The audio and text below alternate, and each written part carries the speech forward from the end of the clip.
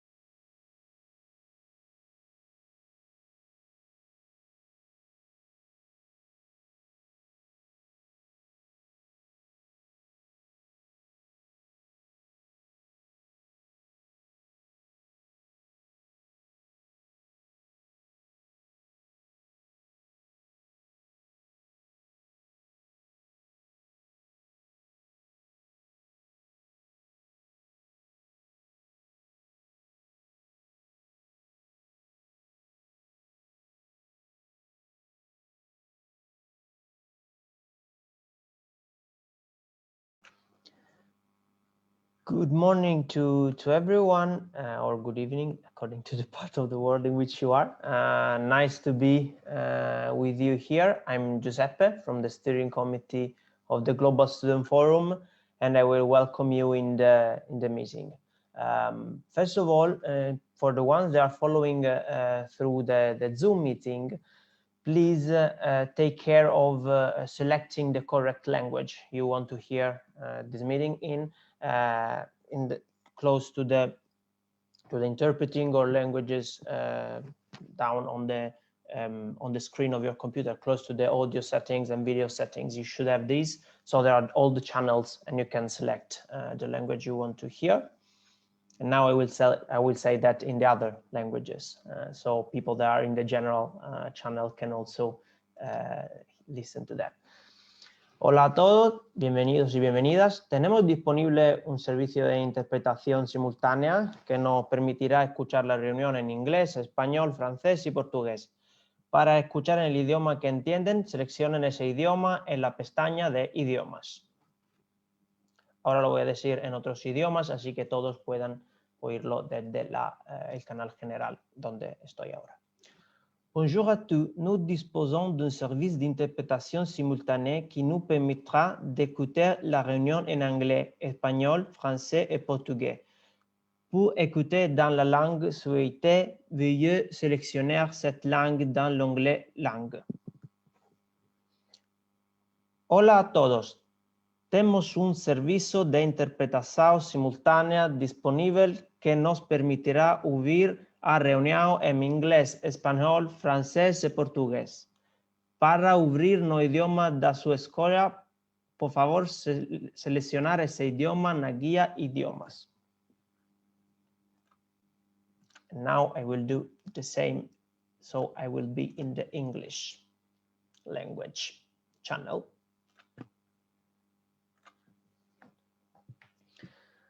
So welcome to everyone.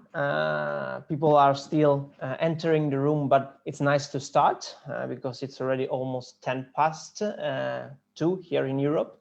Welcome to everyone. And first of all, let me say sorry for my pronunciation in other languages. And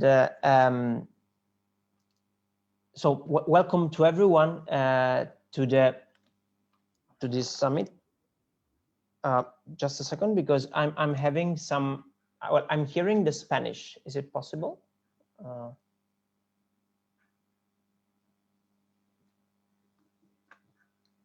I hope everyone can hear me in the correct language.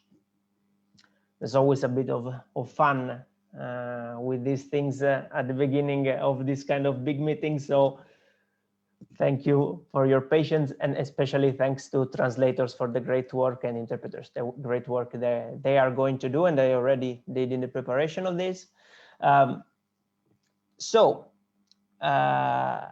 already explained that we have these languages. The key house rule is please keep the microphone muted while there's the meeting, so you can listen clearly to the others and not having interferences or things like that. The event is going to be recorded, so I also welcome all the people that are following us from Facebook, and so it will be shared, of course, on social media in this live stream and then in the recorded version. Please take care of putting the working languages in your username. You can probably already see from my username, for example, I put that I can speak English and Spanish, and of course, choose, as I said, the channel that you prefer. And after these technicalities, I would like to really formally also welcome all of you on behalf of the organizing platforms and organizations that made this event possible. So the Global Student Forum, I'm part of the steering committee, and all of my lovely colleagues are here, and some of them will moderate and speak, and the members of the Global Student Forum, in particular the regional platforms, the All Africa Student Union, the Commonwealth Students Association, the European Students Union, the Organizing Bureau of European School Student Unions, and the Organización Continental Latinoamericana y Caribeña de Estudiantes, OCLAE. Then the partners that made this event possible: Global Youth Biodiversity Network, Students Organizing for Sustainability International, SOS, Commonwealth Youth Climate Change Network, and the Future Coalition. It's a great pleasure to be here with all of you and with people from every angle of the world. Also, I already see that there are some questions. Please write everything, any concern you have, or anything you want to ask. Write it in the chat so someone from the team can read it and answer to you without impacting the flow of the interventions. And so it's great to have here people from every part of the world, because we are talking about a topic that is so sensitive, so important, and that is so global: environment. Talking about this, a real priority for us would be to start from something that is a bit, less happy than a great student meeting is. The fact that we would like to introduce a moment of commemoration. We are talking about the most precious thing that we have: our environment and biodiversity. the resources on our planet that do have the power to generate life and sustain development too commonly become objects of greedy competition. Too many people are excluded from resources necessary to survive. Nations go to war to control them, and many people die in the attempt to protect nature. We in particular want to think, just to mention some, about the victims of wars, conflicts, and confrontations over water, like on the Jordan River, the Nile, and the Tigris and Euphrates. We think about all the people suffering famine and desertification, like in the Horn of Africa, in the Mediterranean basin, and in Central Asia. We think about the effects of biodiversity destruction, people like traditional fishermen and fisherwomen in West Africa and the Gulf of Guinea, whose waters are getting poorer every day for ocean grabbing led by foreign multinational companies. We think about native populations dying for the stealing of their lands, and many activists fighting against the destruction of the environment and its biodiversity, like in the Amazon rainforest and in Central America. Climate change and the biodiversity crisis are already making key resources scarcer on the world. Without a clear systemic change, this will unfortunately continue in the next decades, putting the lives of too many people in danger. We all owe all of these people respect, and we dedicate today's work to all the victims of climate change and the biodiversity crisis, asking and starting together our work with these minutes of silence.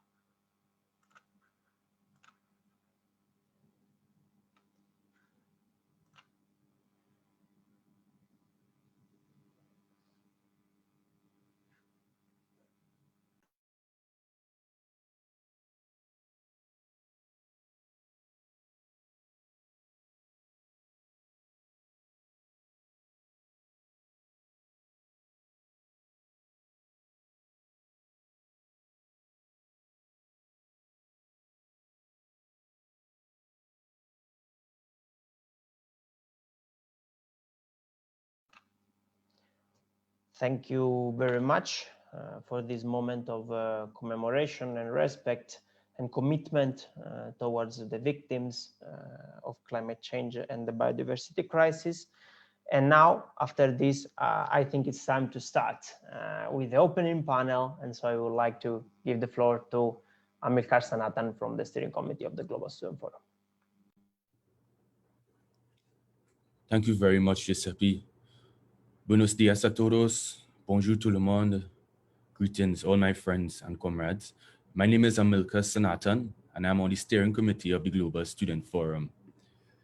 Environmental justice and the struggle involving climate and biodiversity action for a world that is harmonious, peaceful, and fair comes at great cost. Great cost to the quality of air, water, our coastal shores, and even the lives of our defenders of the environment of all over the world. Students everywhere play an important part in building the future economy, social environment, as well as ethics for living. Today, at the Worldwide Student Summit on Climate Action and Biodiversity, we will explore these debates and realities.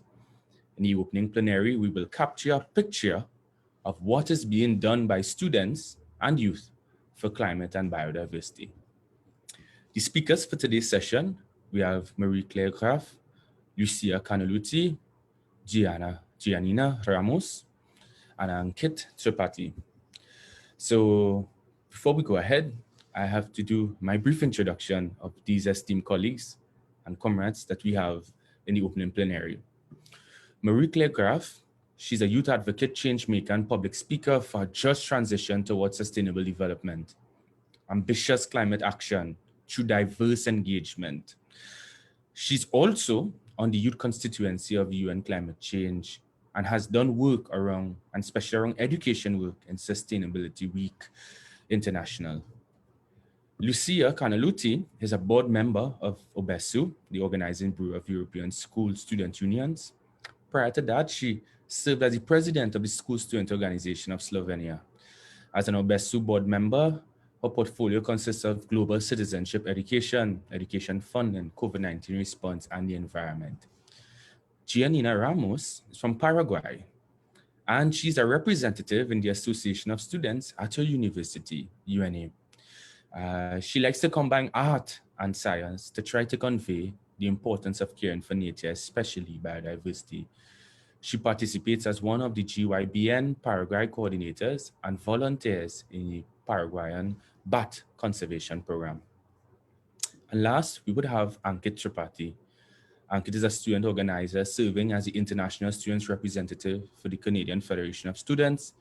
He organizes students and advocates to challenge politicians in Canada for public funding around post-secondary education and the inclusion of international students in the public service. So we have an esteemed panel here today.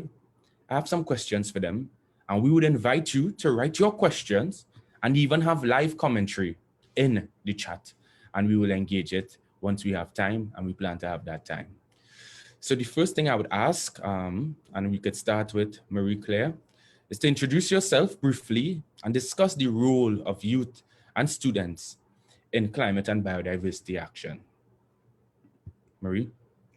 Thank you so much for the brief introduction. As mentioned, my name is Marie-Claire, and I'm representing here YOUNGO, the International Youth Network to the United Nations Framework Convention on Climate Change. So a little bit easier, we are a global network of young dedicated climate activists who are trying to change the international policies on climate. So young people are not only the future, but actually already the present, and we do deserve to sit right there where the decisions are taken. That's why it's absolutely important and crucial to give young people the opportunity to actually be there where our future is kind of made, right? The policies which are now going to be implemented at the university, at the United Nations, at the governments, everywhere, they are going to impact us. We are going to live the longest with the consequences. That's why, at least for me, it's very logic that we are involving young people. But not only this, I mean, young people, we all have different competences than our elder counterparts, right? So why are we leaving out half of the world's population and not taking all of this idea into account?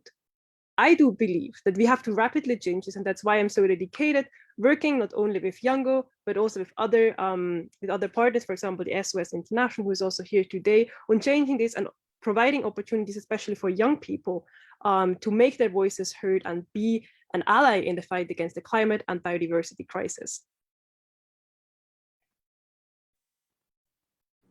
Thank you very much, Marie-Claire. Next, we'll have Lucia. Thank you. Hello, everyone. It is very nice to see you, so many faces in this Zoom meeting from all around the world. My name is Lucia Canaluti, and as stated before, I am a board member of OBESU, which stands for Organizing Bureau of European School Student Unions. So I will also be giving a perspective not only as a member of a really environmental-oriented organization, but also more wholesomely as a representative of school students, and also trying to connect it with some of the other issues we are facing in the post-COVID world. For me, the fact that we have students involved in this fight is crucial because I truly believe that students are the driving force in this climate fight. If it weren't for the students and for the youth voices, we might not even have this Zoom and this summit at the moment. So I truly believe that it is important that we amplify, that we stand together, amplify youth voices, and truly recognize what youth has done so far, in many cases without proper education. And I truly believe that this is a fight, that it is the fight of our generation. And I'm happy to be a part of it, either within my organization and offering people resources and competences to do so, or also partnering with other organizations, for example, Generation Climate Europe, but more of this a bit later. So thank you very much for having me, and I'm truly looking forward to this panel today. Thank you very much. Both Marie-Claire and Lucia spoke about amplifying student voices, getting these students and youth involved in the process of leading that change. Ankit, let's go to you. Yeah, thank you, everyone. Thanks, Amilcar. Hello, everybody. My name is Ankit. My pronouns are he and him. I am representing the Canadian Federation of Students here at the GSF as a steering committee member. My original country of birth and nationality is India, but I study in Canada and therefore represent Canada here. Now, the role of students and young people in climate activism and biodiversity can be understood when we look at a historical perspective of what students have fought for in the past. Historically, since before the Great Depression, World War, we've seen students at the very forefront of fighting for progressive change, ensuring that the people in the power and positions of power are answered to and are answerable to us. And that kind of work has been led by students and youth for a century now that we've known of, and longer still if we look at the further into history. So I think what we see here today is a lot of us coming together, feeling empowered and ensuring that we want to achieve things and we want to do it here and we want to do it right now. When it comes to climate change, as Marie said, we will live with the consequences of today's policy the longest. And even today, we are the ones that are affected the most when it comes to disasters. When the COVID-19 pandemic struck, it was the youth that took a large portion of a large brunt portion of the economic downfall in many countries. And better still, when it came to supporting a lot of the critical populations, it was us that led that fight. So I think it's important to acknowledge that position as we organize forward. And I look forward to hearing about what everyone else has to say more. Thank you very much, Ankit. You definitely explained that dread, but also hope in terms of the type of action we could have. Now we'll go to Giannina.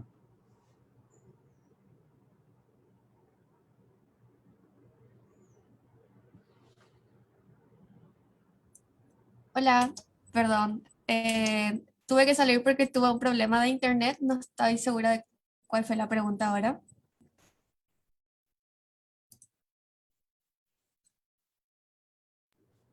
There's no problem, and in different regions we'll have some challenges as well, and depending on the quality of your data and Wi-Fi at home. So you have to pay your bills, everyone. Beyond that, Giannina, we were just doing brief introductions among each other, but we're also speaking about what is the significance of students and youth to environmental justice, to promoting climate action and biodiversity. Ya, bueno, buenos días a todos. Acá en Paraguay son las 8 de la mañana. Soy Janina Ramos, estudiante de la carrera de Ingeniería Ambiental. Actualmente soy presidenta de la Asociación de Estudiantes de la carrera. Así también soy parte de la coordinación de GIVE en Paraguay y formo parte del programa de conservación de murciélagos del Paraguay como voluntaria. Algo que caracteriza acá en Paraguay es que justamente muchas de las acciones que se realizan para tratar de ayudar a lo que es la conservación de la biodiversidad o la lucha climática es que son los estudiantes o son los jóvenes quienes más están dentro de estas actividades, son quienes lideran. Muchas veces el gobierno no es que realmente le preocupa el tema o hace algo, y estamos nosotros los estudiantes los que estamos exigiendo de que haya una prioridad sobre estos temas. Los que realizamos voluntariados hacemos esto porque realmente queremos un cambio y no porque esperamos una, qué sé yo, una compensación económica o algún interés en particular, sino más que nada lograr el bienestar de nosotros, porque como dijeron, somos nosotros quienes vamos a sufrir las consecuencias si es que no hacemos algo ahora. Y si es que no fueran por los estudiantes, si no fueran por ellos, a lo mejor muchas cosas ahora no se estarían haciendo. Así que creo que eso puedo decir por ahora.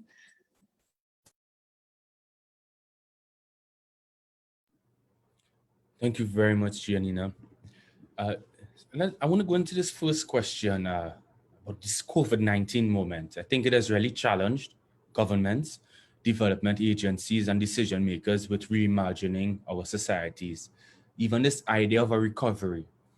But environmental sustainability is fundamental to any project about this reimagination.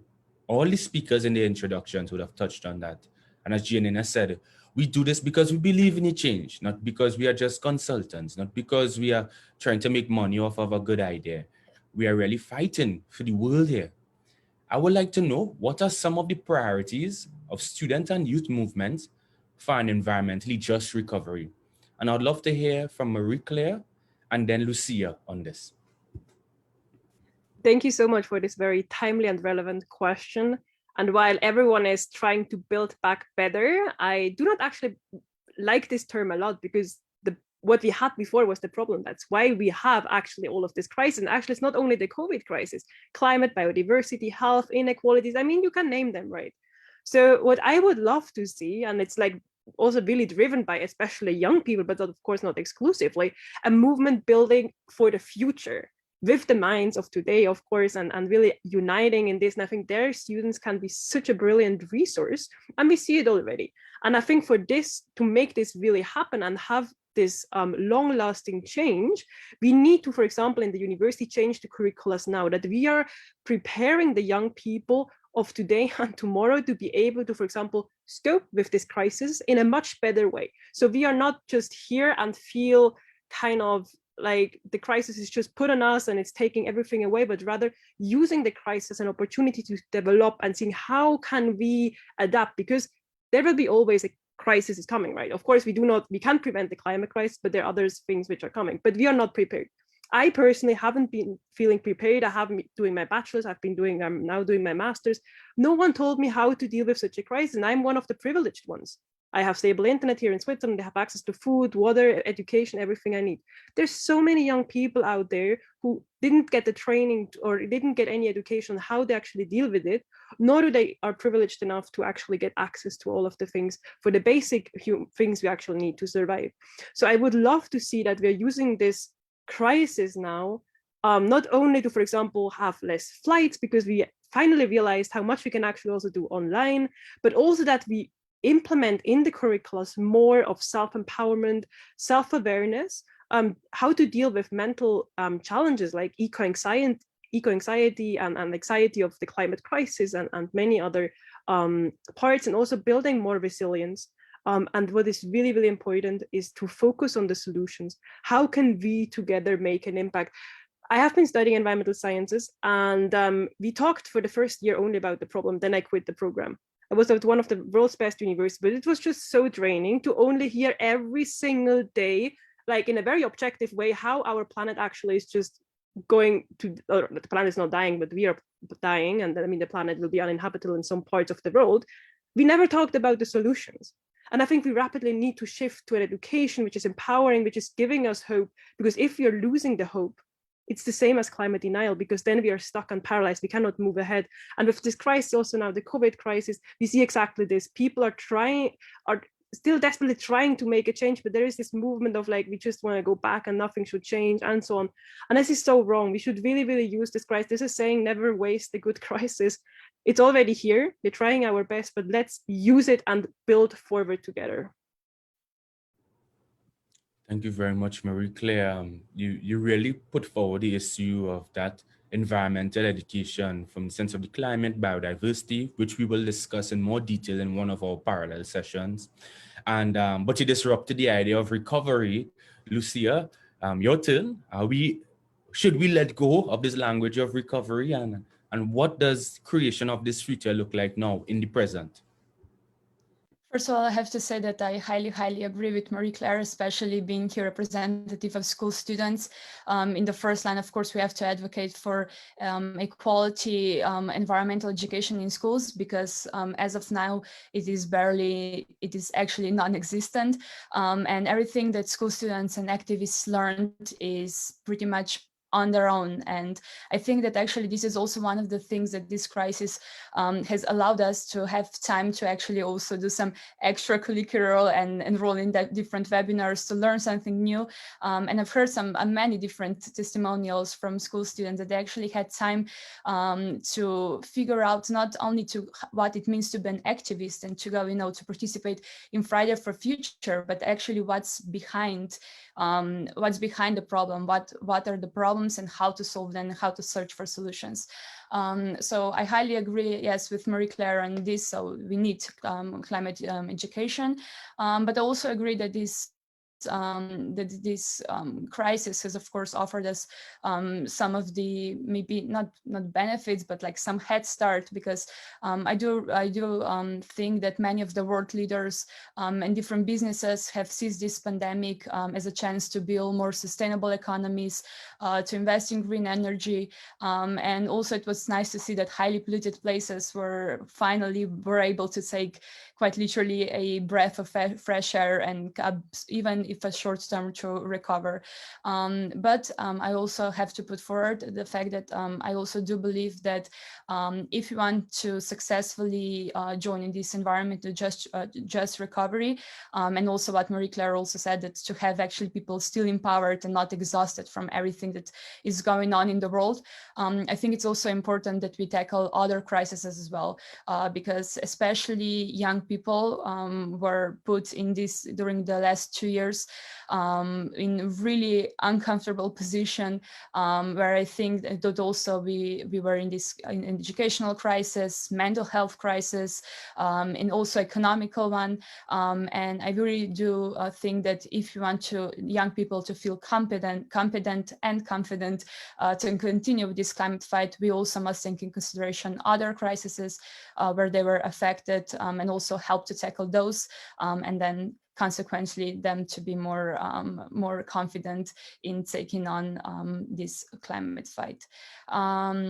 So I think, yeah, these are the main priorities, but also the one that has to stay every time when we're talking about young people and climate fight is just the number one priority is to be seen as relevant actors, because way too often young people are, the tick to one of the invitees to say that we have young people and young voices at the table, but way too often we're not listened to. So I truly feel that maybe this year and a half gave us some of the realization that young people are actually the driving force of our society, and also the fact that we fought now one crisis quite successfully, hopefully, and I think now we all see that we do have resources to actually take the climate fight as a number one priority, and truly start fighting today. Thank you very much, Lucia. I think you spoke to some of those intersecting issues. And quite interestingly, we were talking about when we have a place at the table and what is the meaning of having a place at the table. But there are many tables that have been shifting in the globe. We see some political changes in the United States, which has led to a different type of tone and commitments around the climate and biodiversity. In the European Union, there are certain conversations around commitments to green economies coming out of COVID-19. In Chile, they're talking about not just access to water, but how does the environment feature the recognition of the rights of indigenous peoples in the constitution. Ankit and Giannina, I'm interested in understanding what are some of the key achievements we have made as a student and youth movement around environmental justice, particularly around COVID-19. This is not just an existential threat. We want to acknowledge the work of the defenders and the fighters everywhere. What are some models, examples, and cases we can look at to say work is being done and some success is being had? Could start with Giannina.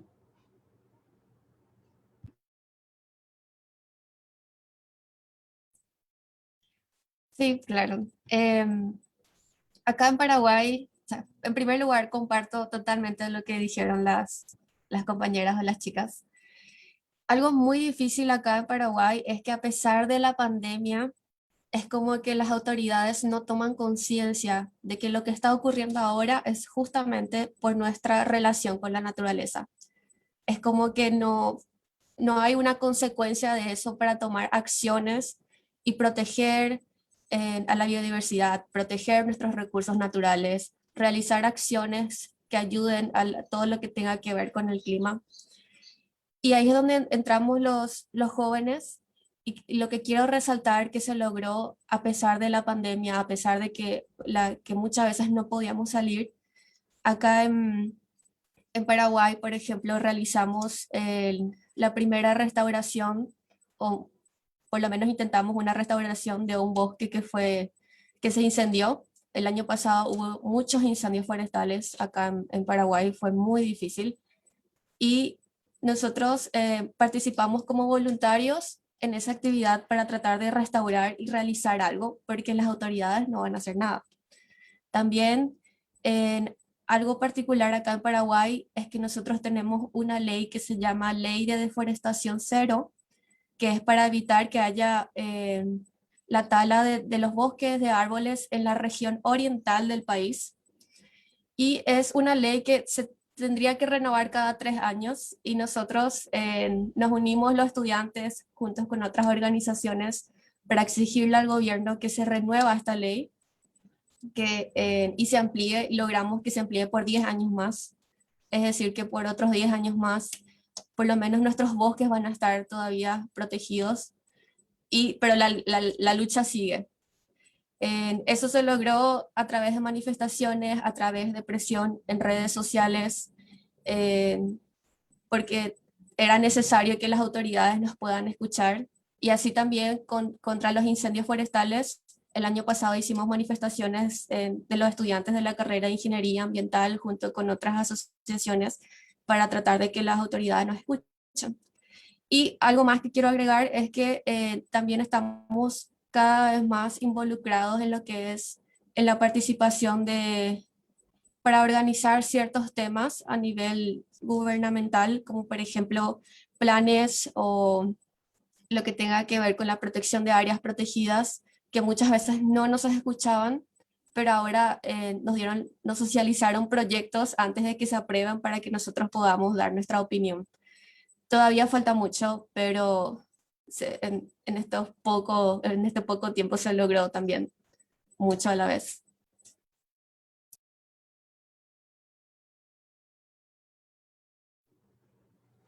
Thank you very much, Giannina, for that powerful narrative about people's power, the capacity of the students contributing to literally protecting the environment and putting their lives at risk, but also thinking about the policy. Ankit, I'll go to you. And I would love to hear your feedback. And also if you can give some commentary on the state of what is happening in India when we saw the struggle with the farmers as well, but also how a global South economy, what is considered as emerging and a vaccine producing nation, is struggling with COVID-19 and the health risks and bodies turning up in the water. It has been very difficult and it becomes complex in these narratives. Ankit? Yeah, thank you for that, Amilcar. And Gianna, you're so right, Giannina, that a lot of the times we don't get the space on the table. And when we do, we try to make most of it. And even still, when we're invited, we're often ignored. But before I get to a lot of the questions asked, I think I want to acknowledge some of the cultural and rhetorical things we've seen since the start of the pandemic. Some things that are beautiful. During the first lockdown in March and April last year, many people in large cities across the world saw stars in the sky for the first time ever. Ever since then, we've seen the conversations around air pollution, environmental health, urban biodiversity. All of these conversations and research has seen a huge boost. A lot more people are now talking about these things because they saw those things change during lockdowns and during the pandemic's early stages. This also brought a lot of money to research in urban air quality and environmental health. We saw a lot of research on the state of air quality before and after the pandemic, how it changed in different kinds of economies, in different states, different cities across the world, global north and south. And I think that's pushed research in a direction that challenges a lot of the narratives that along climate denial, that these things don't exist and that they don't have an impact. In India specifically, we're quite popular for having really bad air quality, and as a result, a lot of deaths, even outside of the pandemic, happen because of the poor air quality that we've seen. Today, that is manifesting as a much higher death rate during the second wave of ours, because air quality in many cities like Delhi, Mumbai, any big cities really in India, or any manufacturing city in India, which is a lot of cities. People there are like experiencing much higher death rates because of COVID, because air quality is so bad. A lot of people have pre-existing conditions of asthma, and the government is ridiculously undercounting the number of people that have contracted the virus and have died from it. Not to mention that all of this has something to do with environmental justice. Access to better air and an area where there is relatively less bad air quality is a purely economic access. If you make more money, you're allowed to live somewhere a little bit further because you can afford private transportation, you can afford to drive into the city for work, and you can also afford, working from home. Whereas if you're not, economically that far up, then you have to go into work, you have to take public transit, you have to be exposed. All of these are environmental justice issues that are seeing a lot of exacerbation during COVID-19. Now, at the beginning of the pandemic, something that was good to hear is that India's transport minister actually announced to electrify the entire public transit fleet by 2030. It's an ambitious goal, but when achieved and clubbed with our understanding of public transit as a legitimate solution to a lot of climate change and fixing air quality in urban environments, this sounds like a pretty good proposition. If it happens, I would be extremely happy. However, I'll keep my, I will keep my reservations on the side right now. I'd also like to acknowledge a lot of the growing support that we've seen in the global north. In Canada specifically, throughout the pandemic, thousands of people joined in solidarity with Indigenous land defenders and fishers from coast to coast as they fought for access to their fishing water that was traditionally theirs and taken away by settlers, access to drinking water that they haven't had access to in many reserves, and in many reserves, if you will, because they're marginalized from their own land. And even there, Canada, with the country with the #1 access to drinking water per capita in the whole world, does not give access to their Indigenous people. It's ridiculous. Further still, there was a hurricane on the East Coast last summer, from which a lot of on which Indigenous people were one of the biggest affected populations. All of these things are seeing a lot of support in Canada, and during the pandemic, there has been a lot of activism that has seen great support, whereas in the past, that was not a thing. A lot more people were very critical of Indigenous people and their actions because they got tax breaks. I don't get it, but that's a legit thing you can hear. And further still, the pipeline out west is seeing more and more activism as Indigenous people in Alberta and British Columbia continue to fight for sovereignty of their land so that the federal government doesn't just bulldoze all over it and build a pipeline that they haven't consented to. And these are all environmental justice issues that are seeing environmental justice responses. Now, in the state of Canada, it is quite sad to see that there hasn't been enough of a policy response to address any of these issues, as they're too busy discussing national politics that is purely political and has nothing to do with real life implications on people in any strata, anywhere, students, young people, Indigenous people, people of color. But I think this presents us with an opportunity where a lot more young people have now acquainted themselves with progressive green policies. In the state of North America, the Green New Deal happens to be one of those things. At the early stages of the pandemic and last summer, we saw oil prices drop internationally because OPEC had an internal dispute. But with that drop, we saw funding increasing for green tech and expansion of the green economies throughout the global north. And to me, that's a good sign, because while we're trying to get governments to move into policy, a lot of our right-wing and centrist colleagues believe that the market needs to agree. And I think the drop in those oil prices last summer are one of those indicators that the markets are beginning to agree that oil is not here for much longer. And that brought around a divestment that was very good to see. I think these are some of the victories we've seen, but we've got a long ways to go. So I'm curious to see what else we can come up with here today. That's great. Thank you very much, Ankit, for that panoramic view of it and the struggles that are happening, but also the possibilities for change. I would like to go to Giannina now to discuss what are some of the challenges youth and students experience mobilizing during a pandemic for environmental justice. And I know you have concrete experiences. Can you discuss some of those challenges? And then I'll give way to Marie Claire to give some responses on this question as well. Ok, creo que entre los desafíos que nosotros tenemos, en primer lugar está la de poder hacer llegar la información a las personas. Si bien estamos muchos estudiantes involucrados en lo que es la parte del activismo, también hay muchos que no lo están. Y muchas veces es porque no saben cuál es su potencialidad o no saben que también pueden ser líderes en los que ellos quieran. A veces están muy concentrados en lo que es la parte de la universidad, de las materias, y más ahora en donde con la virtualidad se hizo muy difícil muchas veces porque es como que tenemos una sobrecarga de trabajo. Algo muy difícil es que más personas se llegan a involucrar. De cierta forma siempre estamos las mismas personas luchando, las mismas personas activando, y buscamos la manera de llegar a ellos. Otro desafío es la de llegar a las personas que están fuera de lo que es la parte del área ambiental.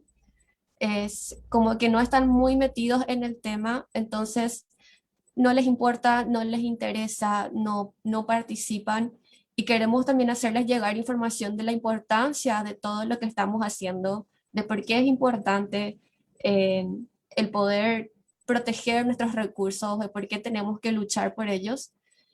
Y de repente cuesta más ahora en donde no podemos hablar directamente, sino a través de la virtualidad, y ahí hay problemas del acceso al internet, personas que de repente están más en el interior y no es más difícil poder conectarse con ellas. Creo que eso es lo que más nos cuesta ahora. Y también el hacer que el gobierno nos tome realmente en cuenta. Si bien ya hay algunas cosas en las que estamos participando, todavía falta mucho para que el gobierno realmente tome en cuenta nuestras opiniones, nos dé más participación, y creo que más que nada eso.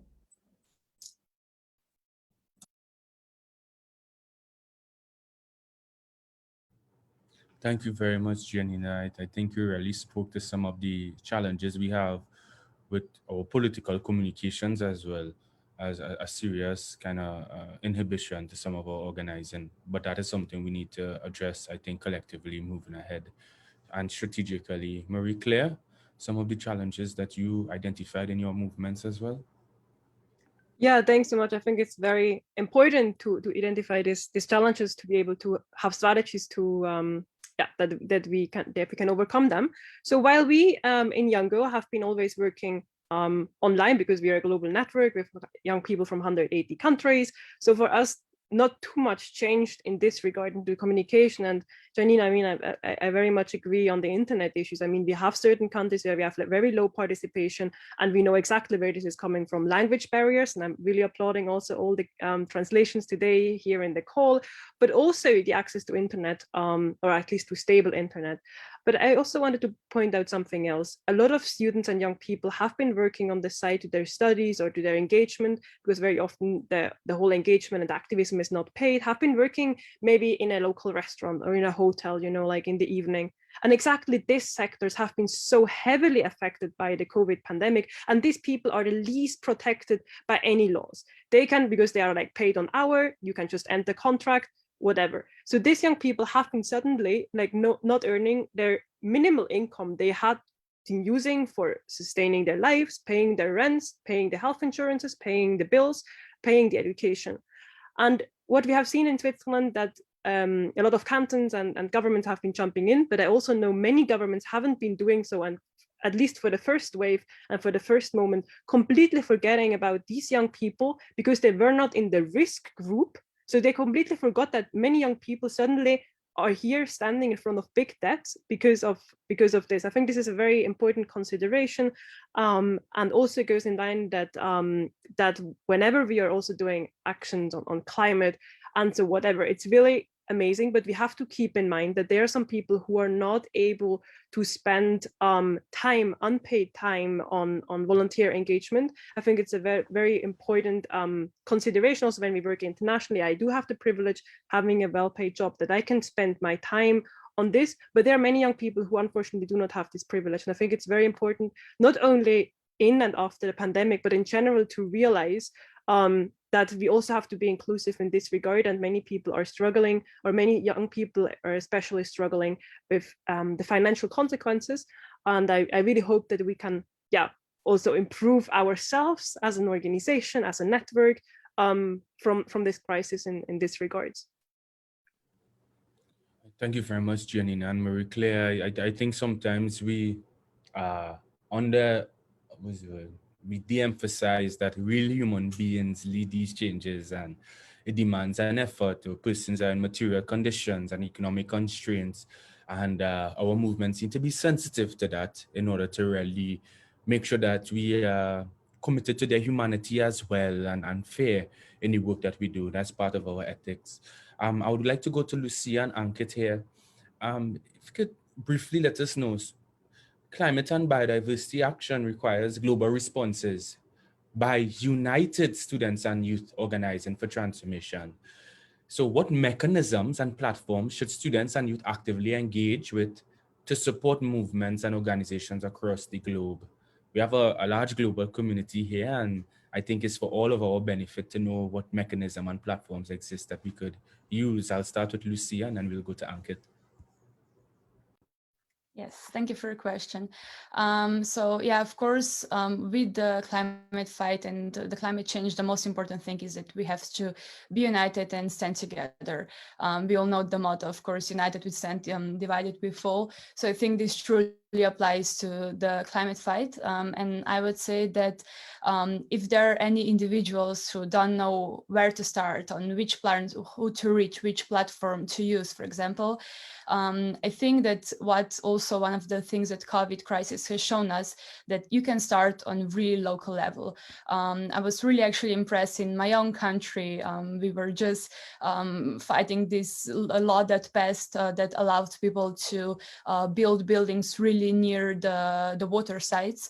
And just today, actually, we filed 50,000 signatories, which might not be a lot, but it is a lot for a small country like Slovenia, for a referendum to overturn this law. And I think that even small initiatives like this that happen truly on a local level are actually a really good motivator for people to later stay and be engaged in these movements. So if you have any European school students maybe among, either on Facebook if anyone's watching, and you can start by joining your local or national organization. You can later join also BESO. And if you have any Europeans, also we have, I spoke about this at the beginning, the while ago, I think now it was 2 years, we have created a Generation Climate Europe, which is the largest coalition of European youth-led organizations. So I truly believe that there are a lot of initiatives where you can get involved. You just have to find the right fit for yourself, and stay included and stay united with people, because only in this way we can actually work something out and truly make a change. Yeah, I think Lucia was showing off with 50,000 signatures. That's pretty amazing from a mobilization standpoint. But congratulations that organizing could achieve that. But to your broader points and looking at the regional platforms and the local student unions that we could have as sites for change. Ankit? Yeah, I think to address the question directly, if there's any place you want to find more organizations to connect to, it is here today and right now.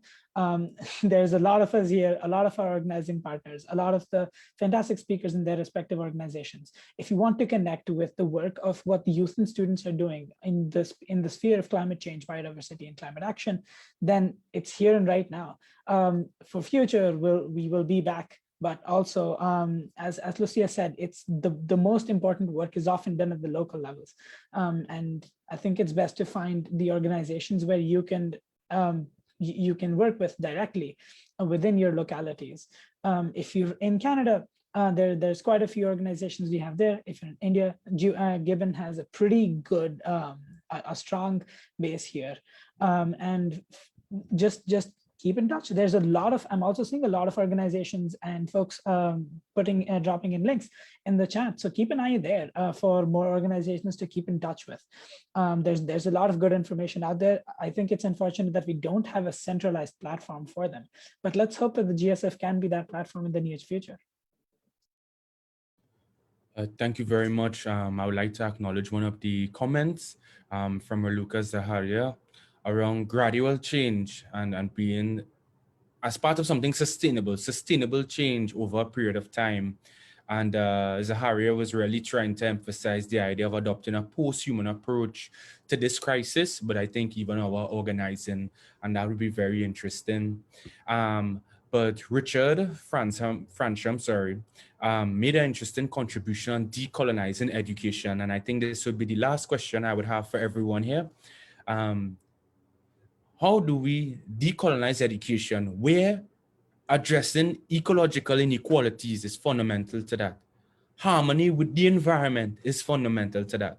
Challenging ideas of modernity and even capitalism, which abuses our natural landscape, I think is part of decolonizing education broadly. So can you please respond to this quickly, and then we could give your closing remarks, and we'll go Marie-Claire, Lucia, Giannina, and then Ankit. And that is not my order of favorites. That is just the way that we started. So thank you.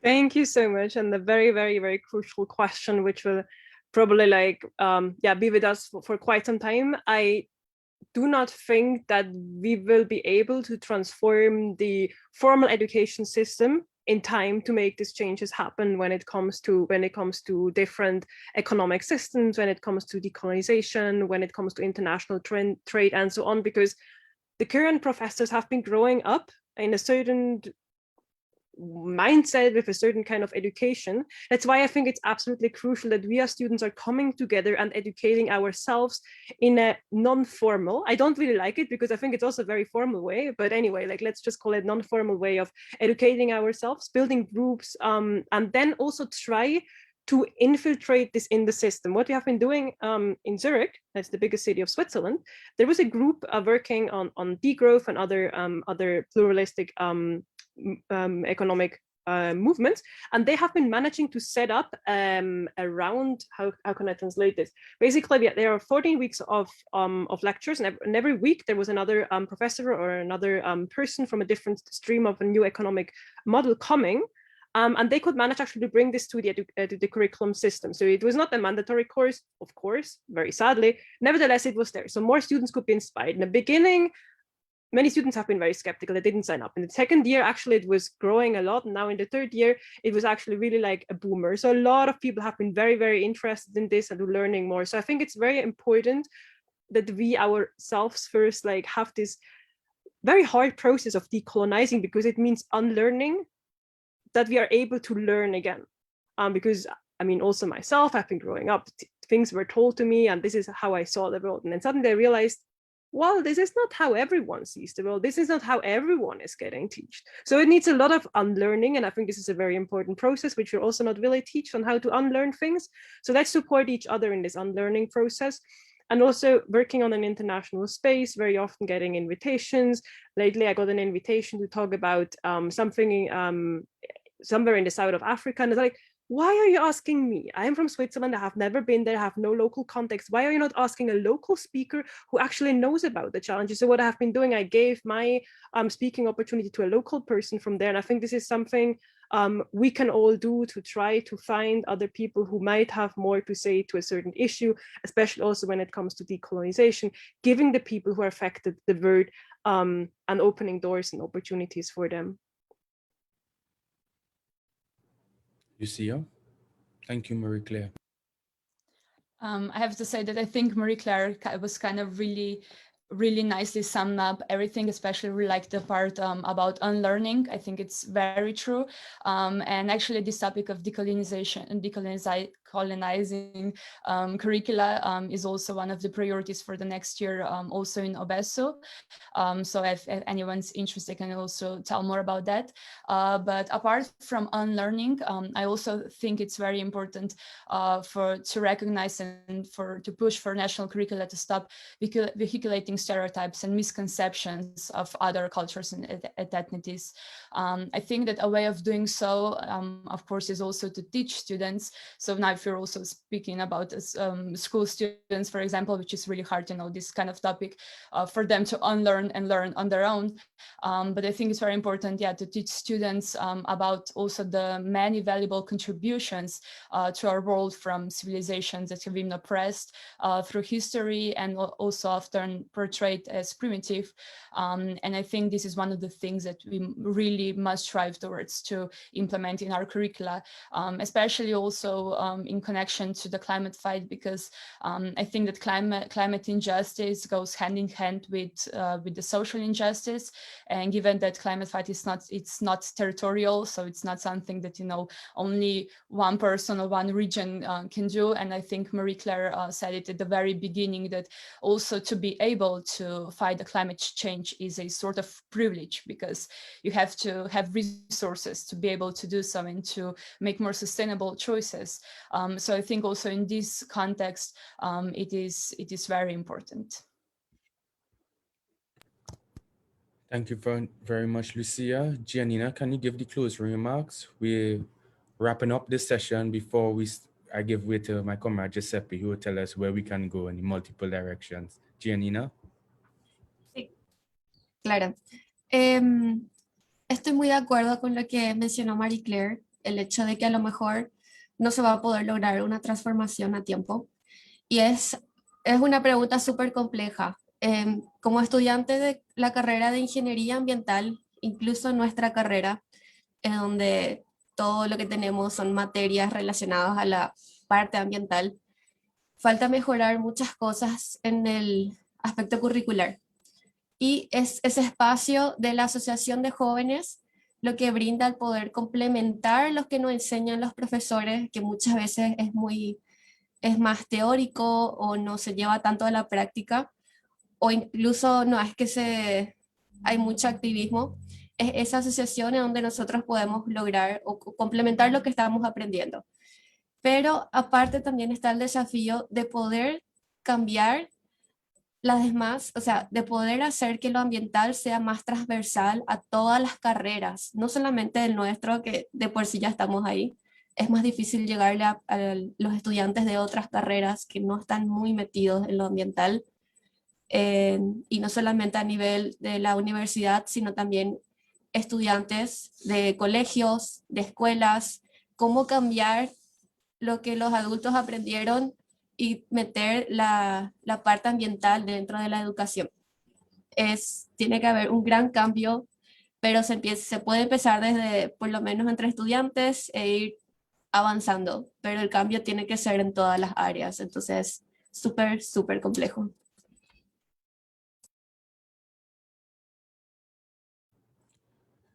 Thank you very, very, very much, Giannina, for your contribution. Friends, comrades, and students, thank you very much for taking part in the Worldwide Summit on Climate Action and Biodiversity. This was our opening session, and we're going to have more discussions. We really appreciate the feedback we have had so far, but none of this would have been possible if we didn't have the intelligence and the political knowledge and skill sets of Marie-Claire, Lucia, Giannina, and Ankit. So many thanks. And now we'll give way to Giuseppe, who will tell us how we'll move ahead. Thank you very much, Amilcar, and thank you very much to our lovely panelists of the first opening panel. Now we are going to go into parallel sessions. So I'll show you, first of all, how it's going to work. So parallel sessions, I hope everything can be clearly seen in the plenary at the moment. So parallel sessions will last 1 hour and will happen only in English language. So Whoever does not speak that language or does not want to work in that language can stay in the plenary, can go for a coffee, and then come back to the next plenary, really as you wish. But there are very powerful speakers, so I suggest everyone to try staying in and joining them. So here you can see that there are many parallel breakout rooms with all of the sessions, and you should choose your own room. There should be a button to join this room, and sorry, things started to appear to me, so I don't know how to close it at the moment. Okay, so you can join these rooms. You can see the 3 topics: transformative education for a sustainable future, a student's concern, working together instead of alongside each other, exploring synergies between the student movement and youth-led environmental justice groups, lessons from the past, guiding the future, bold environmental justice action to save our planet. So when the sessions will start, you are going to have a participant rapporteur that will be chosen among participants that will summarize everything at the end of the session. So taking notes during the sessions and paying a lot of attention to everything that is said. So in the plenary, there's going to be a reporting for everyone. And you will learn more about this process directly while you enter the rooms. So I think that almost everything relevant was said. Now we are going to go into a break. So we're going to have some free time, 10 minutes. And after that, we are going to enter all of the breakout rooms. So I suggest the people that want to participate to stay online here, just switch off the camera and go for a coffee, go to the toilet, whatever is needed, and then come back here, enter the room you prefer, so you can do everything and participate in the fullest way in this event. Thank you very much. And for the people following on Facebook, thank you very much for being here, and see you again in more or less 1 hour with the plenary that will be again live streamed on Facebook. Thank you very much, and have a nice break.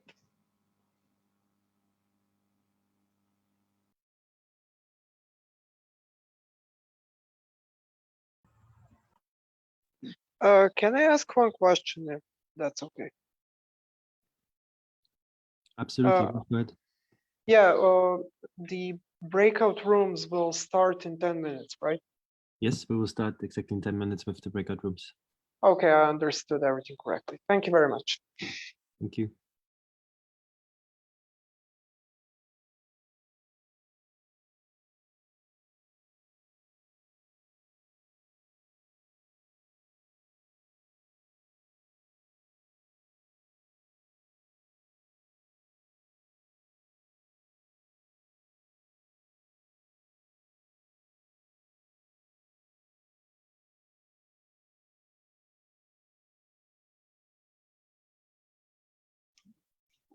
Good morning. I was wondering if it's okay to break the silence with a silly question. Please go ahead. Thank you very much. I can tell that there's an absolute wreck of stuff that's going on around climate sustainability, climate movement, political climate, climate justice, and it's just such a huge network of issues that are interconnected. And that takes me to wonder, what do you believe is the single most important issue that you have to address in order to kickstart the change in all the others? Like, what's the Pareto law of climate change? What is that 20-80% impact that we're looking for so we can speed this up? Thank you very much. Thank you very much for this question. I don't know, since we are officially in a break, I think we can have a bit of an open discussion for those of you who are still in the main room and feel like it. I think it was a very interesting question that was posed. So if anyone, either of the speakers or the participants, wants to give their opinion, their perspective on this question, please go ahead and take the floor. Oh, by all means, anybody can take up this question and just give brain food to it. I'm here. Should I go? So my name's Hugh. It's Papa, is it? Nice to meet you. Yeah, it's a big question, and I suppose, you know, I mean, I've just to introduce me, I'm working with the Open Society Foundation, and we've quite partners with the student movement on a number of things. But I think there are a range of things. One of the things that a number of organizations are trying for this year is to get quality climate education to be adopted as all part of all of the school curricula. You know, so that's something that can be done. And then the idea is to make sure that that's linked at least to the civics part of the curriculum, so that it has a strong social action component. It would be the wrong thing just to turn it into an exam subject, right? But if it's something that can recognize the initiative and action that students have been taking on climate, on the climate crisis, it can be very helpful. So that's just one way. But I mean, I think we really think the key thing is the mobilization of the organized student movement to keep governments accountable to their promises and to keep their feet to the fire, so to speak. May I respond also? By all means, Richard, please do so. So Papa, thanks for the answer, and Hugh for your contribution. You can see that I'm an older person. I'm a retired teacher who's been a problem for educators from the time I started teaching. And I'm convinced that I had something in the chat that we need to decolonize our schools, that changing the curriculum is certainly something that needs to happen. But over time, we need to create the opportunity for students to pursue with their time the things they want to do. And schools are too much right now demanding things of students that take them away from their biggest concerns. We need to put students in control of what they want to do with their time and how they want to shape the world. And so I'm involved with groups that are looking at defining that, the democratic school movement, the unschool school approach to it. It's basically self-directed learning. And people have misconceptions about that. It's very powerful. I'm retired, and so I have time. And I'm trying to rally adult support for youth initiatives. I had a link to a video that was created through a conference that I ran with youth speaking about their views on sociocracy. And there's another link in there, statement on education by a young lady, Zineb Muhai, and very powerful statements by youth. So I believe what the youth have said in that video that I mentioned, that the youth today are the generation we've been waiting for. And I want to do what I can to help unite people around youth actions. We see the power and the passion among the people on this call. It's really inspiring. I've been involved lately with an effort to create a Youth Rights Day on November 20th, the UN day that's declared the World Children's Day, which is to celebrate the Convention on the Rights of the Child. And that means the rights of young people, to me, youth included. And so to create a single day where we can all come together and maybe grab enough world attention that we get up to that 28% and beyond. Thanks for listening. On the contrary, thank you very much for that response. And I really appreciate that you're nailing the main issue. Like, we need to start changing from the bottom up. It is a long-term investment into our youth so that the future might be better. But that's the way that's been done for thousands and thousands of years. We're always placing our hopes in the future. And that you decided to share your expertise with these people by taking away from you to giving more to the ones that are yet to come. I believe that you're taking the right approach to this issue. And thank you very much for those two very plentiful, very wholesome responses with a huge, broad perspective on this topic. I could go for hours about thousands of proposals that I have in the shower or in my head while falling asleep. But I think that it always boils down into education and climate justice as the main core of that education. Thank you very much. I am Ernesto Ojeda. I am the regional coordinator of the Americas for the 16th UN Conference of Youth. And the name Papa Jaguar comes because I am currently the leader of the Fire Jaguars Americas team. I am very much pleased to be here, and I am eager to continue in this conference. Thank you. Papa, I put my email address, and Hugh also, if you're interested in following up with me, email address in the chat, and I would very much like to follow up with you if you would contact me. Absolutely. I think that we could have a very, very healthy conversation, maybe on a Zoom meeting or an interview even. Thank you. I think this break was put to best use indeed. We are now going to resume in 2 minutes with the breakout rooms. I see that some colleagues have already assigned themselves to the breakout rooms that they wish to attend. For many, that is not the case yet. So in 2 minutes, we're going to start the sessions in the breakout rooms. So please choose one of the breakout rooms and assign yourself into the breakout room so we can resume in 2 minutes.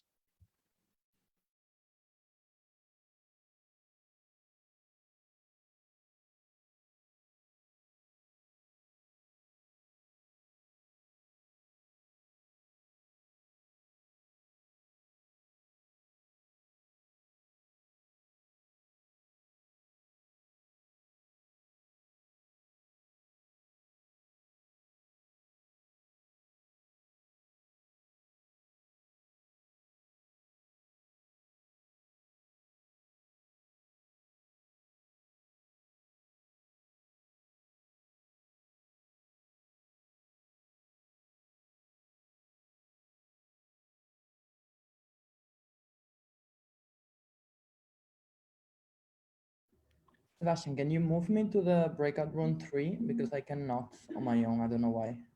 Very good. I will do that. For those of you who have the same issue, just let me know, but it should be possible. Come and breakout room 4. Thank you.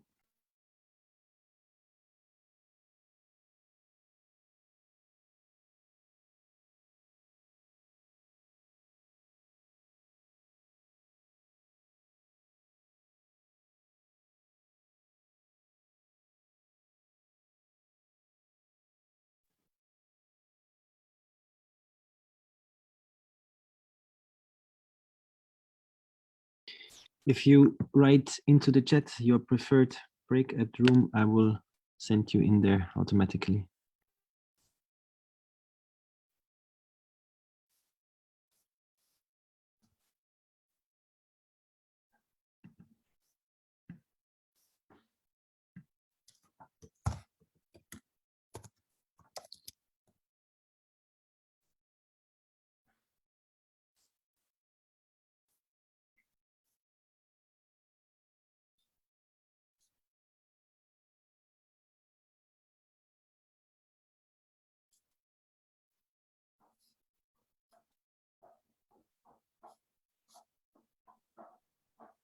Could you please share the breakout room numbers again and the topics? I can't see them on the screen. Breakout room 1 is on transformative education. Breakout room 2 is on synergies between the students' movement and youth-led environmental justice. And breakout room 3 is lessons from the past guiding the future. Okay, thank you so much. When I go to the breakout rooms, I see the list of who's in them, but when I click on it, it doesn't take me to the room I'd like to be in 2. Thank you very much, Richard. I will assign you there.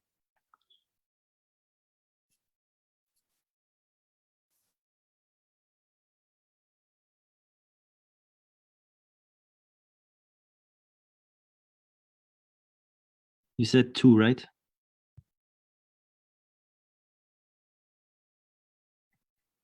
Yes, please.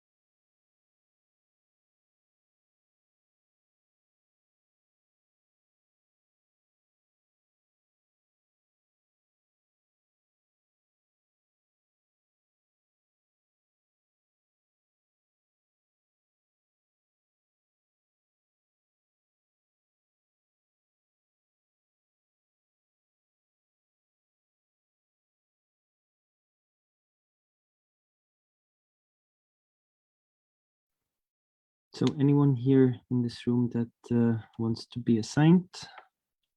If so, please make yourself known.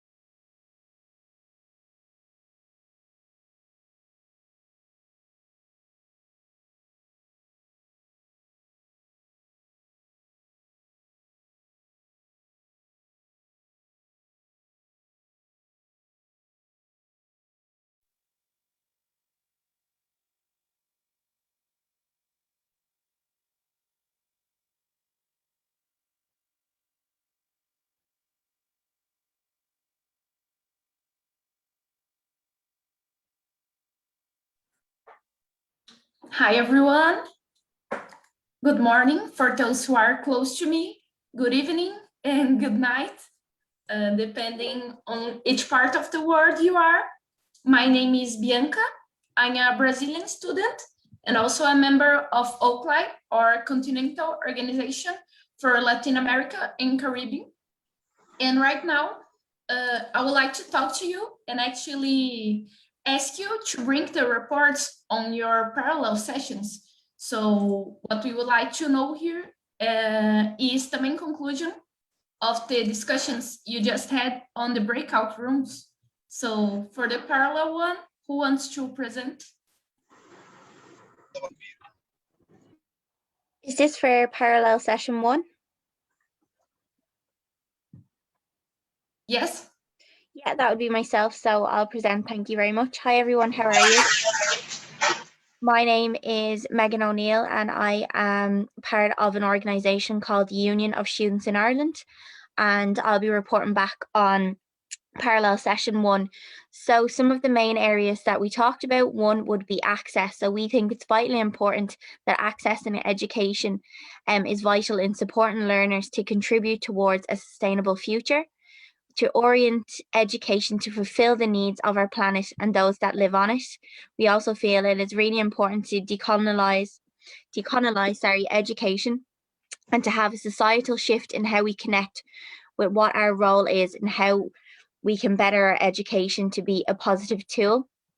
And we also think there's some root causes of both environmental and social issues and how they're intertwined, that we need to teach at school level that we are one with nature.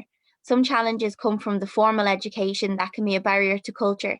This needs to change if education is to be a tool to educate youth on climate action while being respectful and conscious of different cultures. We also feel that it should be equitable to all to access education, including those that are the most marginalised. It is vitally important that we value Indigenous values and beliefs. An example of a positive impact from the pandemic would be that platforms have been created to inform those on sustainable development, like the platform that we find ourselves on today. Education for sustainable development. In order to teach and learn, we need to ensure that students aren't just gaining knowledge. It is seen as a way that educators can embed learning in a way which students can become agents of a positive change. And this will include attitudes, values, and beliefs in learnings to empower students to be active agents for positive change. We feel that project education is very important, and that to wrap up in conclusion, that we should have an organised constituency of students and teachers working together on local, regional and national levels to build a movement to change the curriculum. And this is where we believe we should start. We need to advocate for transformative education and put pressure on decision makers to drive policy change. Thank you very much. Thank you very much, Megan. For the parallel two? It's actually yes, me USI as well. So hi everyone, my name is Marie. I'm the Vice President for Equality and Citizenship in the Union of Students in Ireland. So our group had some fantastic feedback, and thanks so much Sam and Monica for leading that discussion. Our question was in regard to finding the synergies between the student movement and the environmental justice movement and groups. So we had some great conversations in regards to the benefits and challenges, particularly around the clear relationship between climate justice and social justice issues, engaging and supporting local grassroots movements, and ensuring they have a voice to access rooms they mightn't necessarily have a voice in. And then we had issues of sustainability and social justice moving from the outside or the periphery into the more core work of student movement and student-led groups. We then had a conversation in regard to that student movement and student groups often have seats and power on committees and different areas of power that they can bring in the student justice or the environmental justice groups into, and ensuring that their voice is heard in those groups is so important. The collaboration with action-led groups and representation groups is so important, because oftentimes action-led groups, and particularly around the environmental justice groups, have the ability to pivot and can move quickly compared to those who are in regard to student-led groups that often can't move quickly or can't pivot as quickly. The awareness and inclusion of diverse understanding and vision in youth and student movements is so important. We have 3 pages notes, bear with me. Then we had a conversation around the inability of working class communities and students to engage in climate movement, the working class, or working against the issue of tokenism and having students there towards the end rather than having them at the very beginning for conversations where they're brought in, and we had the reference from Zamzam how they're brought from a working group to a working group to a working group of a working group. So often how far can they actually engage in that and how much influence and sway do they have? Then we had a point in regard to collaboration, engaging working class students in particular, being inclusive and creating a platform and giving different perspectives. And Monica spoke about the cross-pollination between student movement and the environmental youth groups, and ensuring our movements are intersectional and rooted in social justice issues. We also spoke about the willingness to share campaigns and work across the groups and across movements. It's so important to share knowledge and share resources. And to ensure our partnerships are resilient, because oftentimes in youth groups and student-led groups and in student movement as a whole, we see that quick turnaround. Oftentimes you're elected for a year, maybe less, you're only there for a short amount of time, and how you want to get as much impact as possible. But the reality is the work you're doing could be carried on by your successor, or passing on that information, passing on that goal is so important, because often students and student movement and student groups are a gateway to change. And we pass along projects and campaigns. And then oftentimes it was a challenge or an issue in regards to student movement, was that it often becomes more accustomed or used to the system, and we can often become absorbed by that, while active groups and student environmental groups, because they're quite on the ground, may not have that sense of becoming part of the system, so they're more active and more engaged in regards to issues on the ground. And then we had a conversation about youth having a common goal and the need for that, and ensuring that we do have a common area and are working towards that, because we often have a lot of similarities, but we're often bogged down on the stats or the percentages. But if we keep moving towards that common goal, ensuring that we actually have that common area and working towards that is how we unite as a movement, and respond in a single manner is so important. And that's kind of a lot of our work.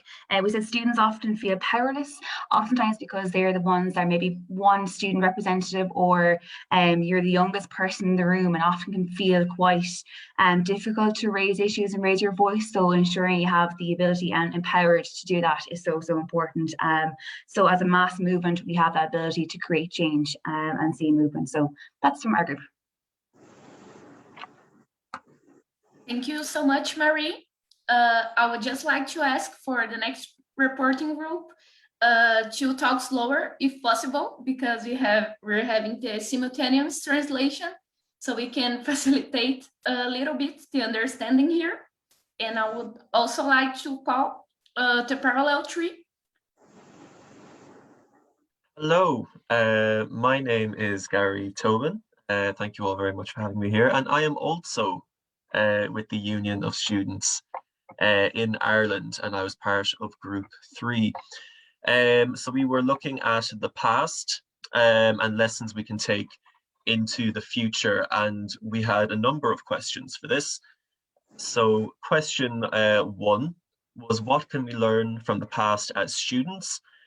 So we talked a lot about the importance of determination and never giving up, and how it's a lot more important to be interconnected, because in the past we did not have the same technology as we do have today, and we did not have the same capacity and systems for interacting with each other and gathering information and collaborating as a big community. So going forward, those are all really big important factors, and I suppose today's event is a really good example of that as well.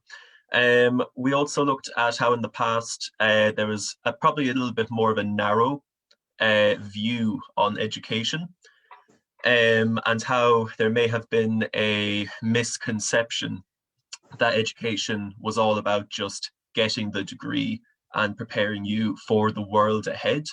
But we think going forward, and what we've learned about this, is that education is not just about educating yourself, but educating yourself to interpret the world differently, to question everything that is done, to question the systems that are there, and to really be a critical thinker and look at how we can change the world around us in crafting the kind of future we would like to see for ourselves and for future generations.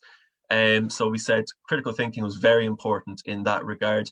And we also said more recently that the global pandemic, which hit us this year, shows a great example of just how quick governments and society can mobilize and can react to things and make change and make cultural shifts when we need to. And if we can take that and apply the same pressure and collaborate together as a community in education as well and in our institutions, that is something to really bring going forward.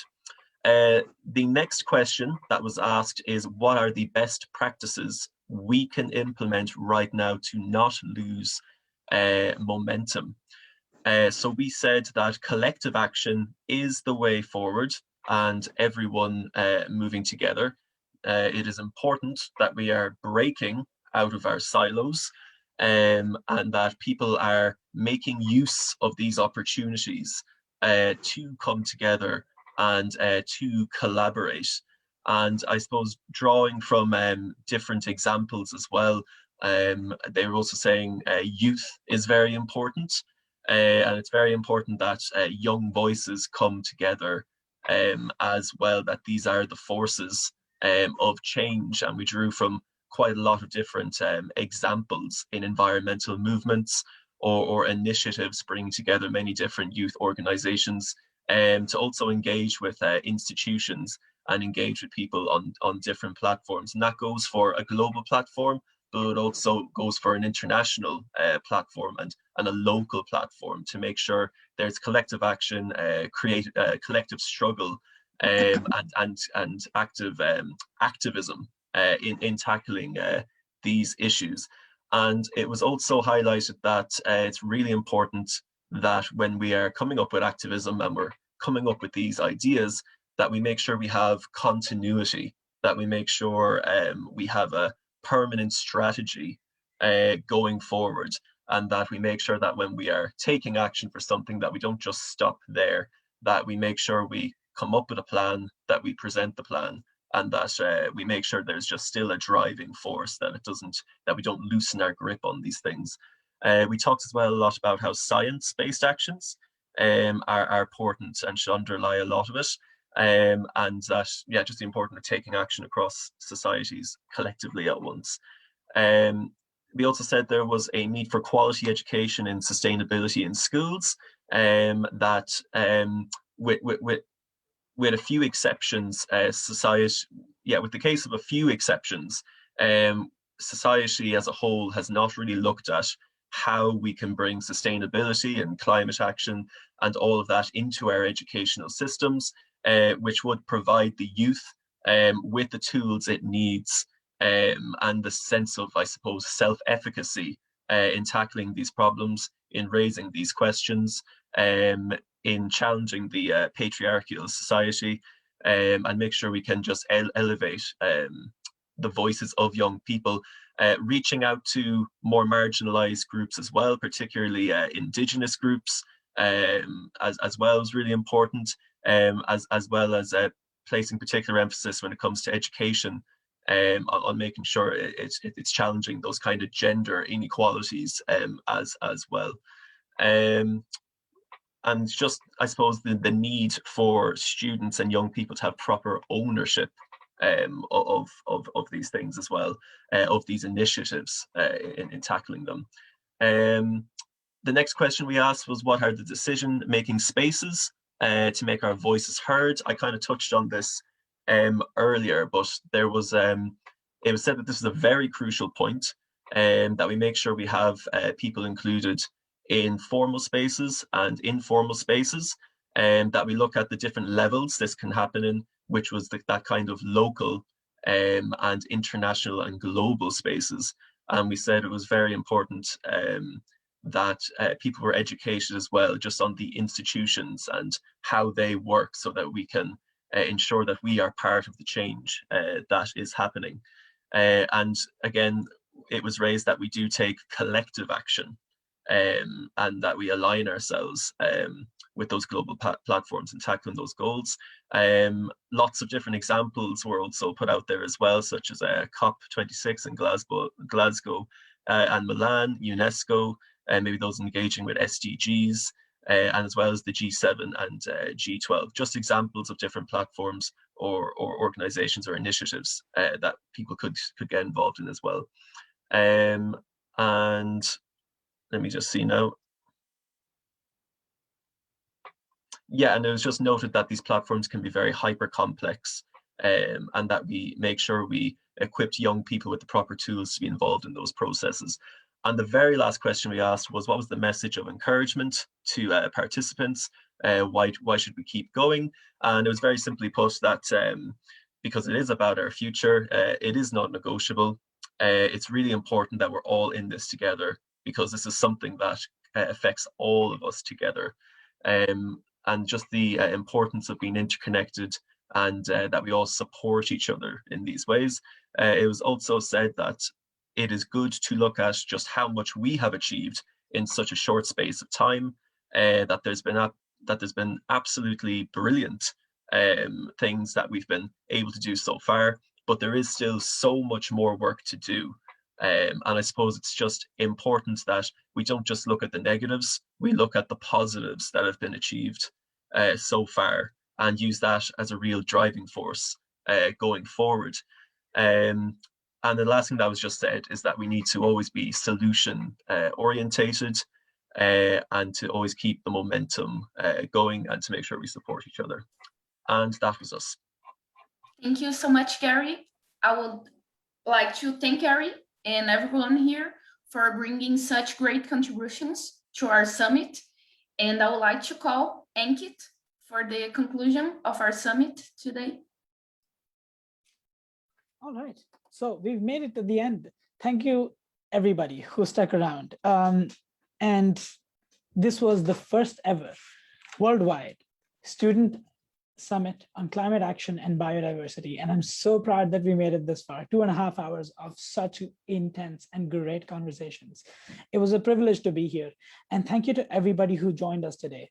The success of this event lies in everybody who attends it, because the goals of this summit were to build this collaboration, the collaboration between the student movement and the youth and student-led climate action and biodiversity groups, because we've been working alongside each other forever. And this, we're hoping, is the start to the formal part, a formal agreement to work together, organize together, and get a lot of these victories going forward. I think when we started this process a few months ago, it was we weren't sure how successful this would be, but I'm so proud to say that this was epic. We pulled it off. We had over 100 people come along. And I think this is only the beginning of the huge success that we can expect from this movement going forward. I'll keep it short considering we only have 1 more minute to go. I'll pass this over to Giuseppe real quick for a picture. So if you're comfortable with taking a picture with us, feel free to turn on your cameras. And Giuseppe, over to you, and then I'll take that back later. Okay, so I will ask you to stay for a bit longer than usual, because I have to take 3 screenshots, and I'm also really bad at doing this thing. So please smile and switch on your cameras, of course.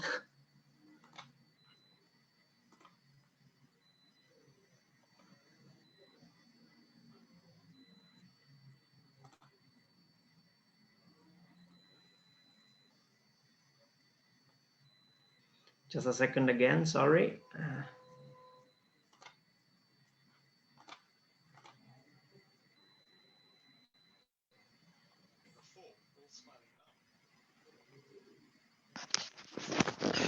So we're only smiling now, no one was smiling before.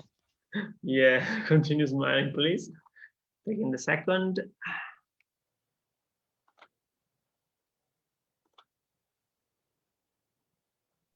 Everybody was crying all the way through. No, I hope not. you. You're trolling Giuseppe. He's just gonna hold us here forever. Keep smiling until your cheeks bleed. It's the punishment.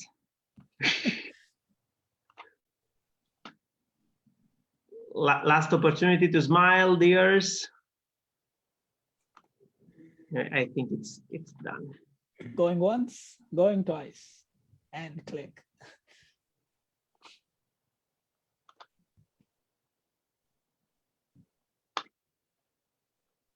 Okay, done.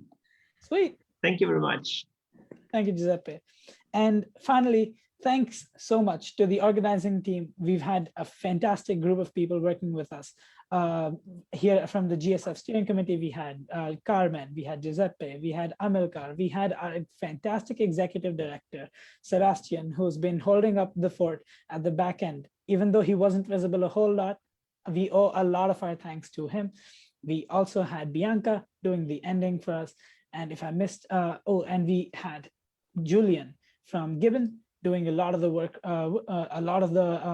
connecting a lot of our environmental friends with us here today. I'd also like to thank the interpreters. Thank you for 2 hours of intense interpretation, especially the Irish speak real fast. And I hope that bit was all right for y'all. Everybody, I have to say, the interpreters do a fantastic job. And finally, I'd like to thank our organizing partners, namely the Global Student Forum and our member organizations, the All Africa Students Union, the Commonwealth Students Association, the European Students Union, Organizing Bureau of School Students Unions, and the Organization of Continental Latin American and Caribbean Students. That's my understanding of what's in Spanish. Also, the Global Youth Biodiversity Network, the Students Organizing for Sustainability International, Commonwealth Youth Climate Change Organization, and the Future Coalition. That's been everything. Thank you so much for coming out here today. And I look forward to seeing you folks at the next actions. Thank you, everyone. Goodbye. Thanks, everyone. Goodbye. Thank you, everyone. Thank you very much. Goodbye. Thank you. Bye. Thank you.